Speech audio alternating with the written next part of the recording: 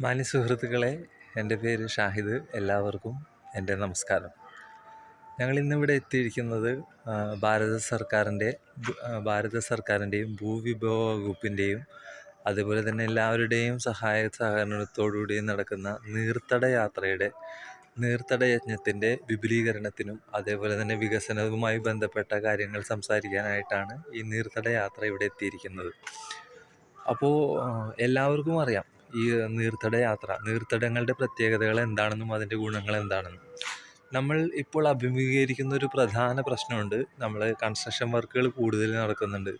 അതുപോലെ അങ്ങനെ വർക്കുകൾ നടക്കുമ്പോൾ ഭൂമിയിലേക്ക് സംയോജിതമായ രീതിയിൽ സമസന്തുലിതാവസ്ഥയിൽ വെള്ളം എത്തപ്പെടുന്നില്ല എന്നുള്ളൊരു സാഹചര്യമാണ് ഇപ്പോൾ നടന്നുകൊണ്ടിരിക്കുന്നത്.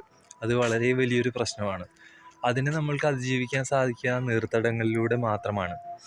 അപ്പോൾ പറഞ്ഞു വരുന്ന ഒരു പ്രശ്നം എന്ന് പറഞ്ഞിട്ടുണ്ടെന്നുണ്ടെങ്കിൽ മണ്ണും അതേപോലെ തന്നെ വെള്ളവും അത് സന്തുലിതമായി നിൽക്കേണ്ടതാണ്. അത് ആരോഗ്യകരമായി പ്രവർത്തിച്ചെങ്കിൽ മാത്രമാണ് നമുക്ക് സമൃദ്ധമായ വിളകൾ ലഭിക്കുകയുള്ളൂ. ആ വിളകൾ ലഭിക്കുമ്പോൾ മാത്രമാണ് നമുക്ക് സമ്പദ് സമൃദ്ധിയും അനുഗ്രഹങ്ങളും ഉണ്ടാവുകയുള്ളൂ. അപ്പോൾ ഇതിന് അടിസ്ഥാനമായിട്ടുള്ളതാണ് നീർത്തട പദ്ധതികൾ. ഈ നീർത്തട പദ്ധതികൾ വിജയിപ്പിക്കേണ്ടത് നമ്മൾ ഓരോരുത്തരുടെയും കടമയാണ്. അപ്പോൾ ഈ കടമകൾ നിറവേറ്റാൻ വേണ്ടിയിട്ടാണ് നമ്മൾ അതിനെ ഒന്ന് ഓർമ്മിപ്പിക്കുവാനും ഈ പദ്ധതിയുടെ എത്രത്തോളം ഗുണങ്ങളുണ്ടെന്ന് അറിയിക്കാനും വേണ്ടിയാണ് ഞങ്ങൾ എത്തിയിരിക്കുന്നത്. വരൂ നമുക്ക് നോക്കാം ഒരു നീർത്തട പദ്ധതി. ആ പദ്ധതി എങ്ങനെ ഒരു ഗ്രാമത്തെ അതിൻ്റെ വികസനത്തിലേക്ക് എത്തിക്കുന്നു എന്നുള്ള കാര്യം നമുക്ക് കണ്ടറിയാം. പിന്നെ രണ്ടാമത്തെ കാര്യം, അലക്ഷ്യമായിട്ട് സഞ്ചരിക്കുന്നവരാണ് ലക്ഷ്യത്തിലേക്ക് എത്തുന്നത്. വീടിനകത്ത് ഒതുങ്ങി നിൽക്കുന്നവരാരും ലക്ഷ്യത്തിലേക്ക് എത്തുന്നില്ല. അപ്പോൾ നമ്മൾ ഒരു മാറ്റം എപ്പോൾ ആഗ്രഹിക്കുന്നു, അപ്പോൾ മുതൽ അതൊരു പ്രമേയമായി മാറും. ആ പ്രമേയം അതൊരു ശ്രമമായി മാറും. ആ ശ്രമം അത് ലക്ഷ്യത്തിലേക്ക് എത്തിക്കുകയും ചെയ്യും. നമ്മളെല്ലായ്പ്പോഴും ശ്രദ്ധിക്കേണ്ട മറ്റൊരു കാര്യം, നമ്മൾക്ക് അഭിമുഖീകരിക്കേണ്ടി വരുന്ന പ്രശ്നങ്ങൾ. ഇപ്പോൾ ഇത് വളരെ മേജറായിട്ടുള്ളൊരു പ്രശ്നമാണ്. അപ്പോൾ നദീതട യാത്ര